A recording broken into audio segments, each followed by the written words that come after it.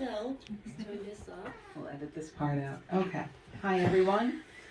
My name is Brenna, Brenna. It's a nice Irish name.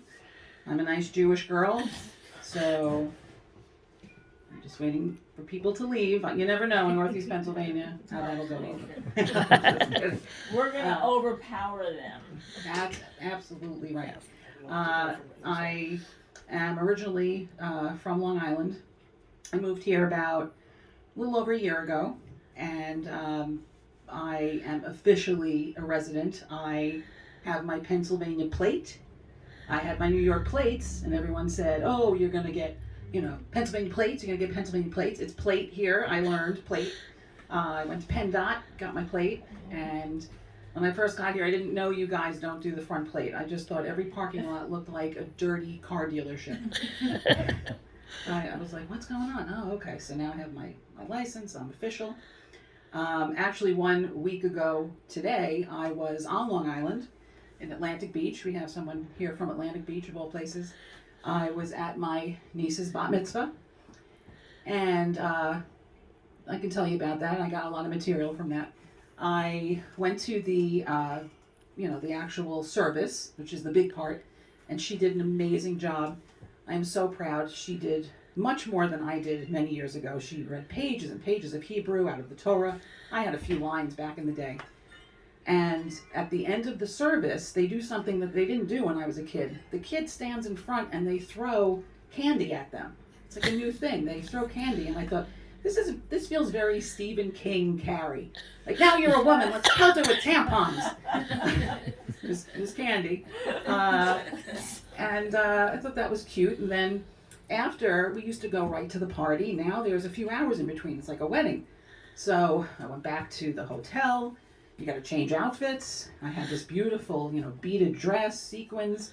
But, I wanted to do a little cleanup before. And I'm a feminist. I'm here at PERSIST. But I still like to do a little maintenance. A little cleanup in aisle V. You know what I mean? So, I did that. And I got into my very heavy chainmail dress. And I thought I looked hot. Well, I go to this party, and these 13-year-olds, they blew me away. They don't wear what we wore back in the day. You remember, we had the big taffeta dresses and the big satin poofy sleeves, and everything was poofy. These girls are wearing tight little dresses, down to here, up to here. Now, don't get me wrong, they're only 12, 13. They're not spilling out of these dresses, not yet. But, they did not wear what we wore. But I did notice that they were all wearing big chunky sneakers. That's a big thing now. They want to dance, they want to be comfortable. So that balanced it out. Like, yeah, you're wearing this little slinky dress, but these big chunky sneakers. When we were kids, we wore these taffeta monstrosities, but we wore our mother's 5-inch heels underneath. Remember? We used to sneak into the closet and grab those. So I want the girls today to know that we were trashy from the ankle down. Right? So then we get to the candle lighting ceremony. That's the big thing where you have the cake, and there's usually 13 candles, 1 candle for each person who's called up. My niece had 16 candles. I don't know what deal she made with God, but she got 3 extra candles. And, I got my candles. It's a huge honor. If you're asked, it's a huge honor. And then a friend of mine who pretty much has been there the whole time my niece has been alive, she got asked up too. And I said to myself, this is a great chance to get back at this friend, because this friend, who's my best friend, she screwed me over at her son's communion. Let me explain what happened. So a couple of years ago, kid has the communion. I'm sitting in church, I'm sitting in the pew, I'm having a nice time, very honored to be there. And then they start calling everybody up to receive the host. You see, I know yes. The wording, receive the host. And I don't move. And my friend says, you got to go up. I said, no, I don't have to go up. She's like, yeah, you got to go. I said, I'm not Catholic. I'm not doing this. She goes, you can't break the chain. I said, well, I'm breaking the chain and your son's going to hell. I don't know what to tell you. I'm not comfortable. She goes, no, don't worry. When you go up to the priest, you're going to go like this. And I said, doesn't this mean fuck you in like a number of cultures? She's pulling my leg. She goes, no, it means you can't receive it. If a Catholic hasn't gone to confession, they shouldn't be receiving it. They do this. I'm like, oh, you're so full of shit. Okay, I don't want to break the chain. So I'm assuming maybe a few more X's are in line ahead of me. If there were 50 people in line and 49 were ahead of me, 49 people went, and they got the cracker and they got the wine. I go up to the priest and I go like this. Well, he had not seen it thousands of times like my friend claimed. He went, whoop, whoop, whoop. He jumped back. And I said, oh my God, I'm so sorry. And I went back to the pew without my snack. I didn't even get that. Did you guys hear about this priest that, screwed up the baptisms for people? He said the wrong words and now all these people are not baptized. Would you like to know how Jewish people feel about it? We're not saying a word. None of us, we are all agreed. We are not saying boo about it. We have nothing to chime in here. All the Jews in the world, we have to agree. Okay, if someone asks you, how do you feel about this priest that screwed up the baptisms? You go like this. That's your answer. Look, my niece, she screwed up a couple of words in Hebrew. She's a Mormon now. No big deal. No one knows. All right, so anyway, what I wanted to do to this friend, because I really feel she played that dirty trick on me, was when she went up to get her candle, to light her candle at the bat mitzvah, I imagined in my head it would go something like this.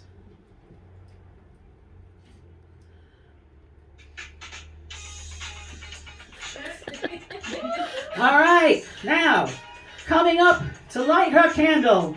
We all know her. We all love her. She's been such a presence in the bat mitzvah girl's life. She was there when you were born. She was your first babysitter. She was your brownie troop leader.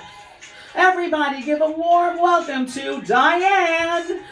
And then Diane, she's walking up to the cake, and my niece is bouncing, and we're all doing this. And then all of a sudden, when my niece is about to hand her the candle to light the other candle, she goes like this. Psych, Diane, you don't get to light the candle. Sit down. That didn't really happen in my head. Oh. Screw you. You didn't give my aunt the cracker, and now you don't get to light the candle. So that's really how I wanted it to go, but it didn't. It didn't. We're Jews. We're going to, if you want to light the candle, we're going to let you light the candle. If you want a cracker, you're going to get a sleeve of Ritz. If you want a sip of wine, you're going to get a bottle of Manischewitz. That's how we do it. You look too skinny. That's how we roll. No. The bat mitzvah continued on without a hitch, and then at the end of the night, I said, "How the hell am I going to get out of this dress?" Gravity was on my side when I got dressed that morning. Now it's going to go over my head. So what's the solution? A one-night stand. Exactly. I got to get a bartender, bring him back to the hotel, and by the time we get the dress off, we're going to be too tired to do anything. So that's what happened. Listen, I do tell a lot of Jewish jokes because it's a bit of a security blanket for me. Jewish people, we're funny. If your people have faced extinction so many times, you will be funny. The funniest animal of all time, dodo bird. Right? It's the funniest named animal, and it's extinct. It could have been the funniest animal. We don't know. It's extinct. But I'm not the only Jewish person in Northeast Pennsylvania. There's actually a synagogue, very historical, maybe 10 minutes from here, 10-minute walk. But sometimes I feel like the only Jew. A friend of mine who moved here recently, after I did, she called me and she said, "Hey Brenna, where can I get a good Christmas tree?" And I said, "The woods?"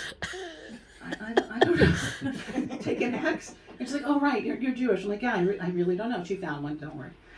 But yeah, I could talk about being Jewish forever, but I'll move on a little bit to my nieces. So my nieces, I do love them. They're everything I live for, I work for. They talk to me a lot. They want to know about the olden days because to them, I'm ancient. And recently, the little one said to me, "How did they punish you when you were bad, when you were a kid?" And I said, they hit you. I got hit. That's what happened, right? We got hit. "Oh, you can't hit kids." In 1982, you could hit kids, okay? "No, you'll go to jail." Not in 1982. I said, listen, back then, when moms gathered around and they whispered to each other, they would say, they would never say Stephanie hits her kids, because they all hit their kids. They were hitting them while they were in that circle. Mom, get away from me, get away from me. You know, hitting was beating. If someone said Stephanie beats her kids, that was a big deal. You know, social services didn't go after child hitters. They went after child beaters. That was the difference. My nieces said to me, well, you know, I guess we're lucky. We just have our devices taken away, or we get a timeout. Now, I'll be honest with you. I'm a little addicted to my phone. If you said, Brenna, I'll take your phone away for an hour or I'll knock you on your ass, I'd probably have to think about which is the better choice. I don't have much more to say. I know we got a great musical guest here. Go on as long as you like. Oh, okay. Well, I'll talk a little bit more. I did promise Myra, when I agreed to do this, that I would not be dirty. I've kept it clean. I really have. I did want to talk about pussy. I wanted to talk about Myra's big fat pussy, Jabba. Have we all seen Jabba? Yes. Have you seen this cat? It's beautiful. Oh, nice. She looks like Humpty Dumpty. She does. She's round. Look, Sweet baby. I'm a big girl too, Jabba. I don't want to give you a complex. You know, let me tell you something. I feel PERSIST in my bones. I feel the message of this store is everyone's welcome. Yes. And I don't believe in fat shaming. I don't believe in skinny shaming.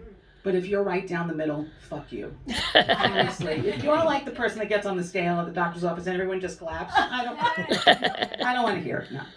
No. I'm very for support of everybody. This is where I'm going to get serious. So I want to talk a minute just about this store. I walked into this store maybe a year ago, and I was just so impressed with the selection, the prices. There's a little bit of everything for everybody here. And the message, the purpose that this store serves in this community for, you know, young kids to come in and have a place to gather and shop and feel welcome. I really want PERSIST to exist, and I hope you will all support the store. Even the dudiest of dudes. We have a couple dudes here, dudes. There's even something for those guys. And let me just say something, my little feminist rant here. I don't get why women insist on, when we have these little side hustle businesses, we're always selling stuff to other women. We're always like, I sell bags, or I sell leggings, or I sell makeup, or I sell cookware. Because we're shopaholics. Right. But we need to flip it and sell shit to men. Yeah. Right? Because we want to make the, pay equity. We want to achieve that. We got to sell stuff to men. So there's a lady who often hangs out here, Cassie, and she was saying, it's the 3 B's. Beer, boobs, and beef jerky. That's her joke. I don't want to steal.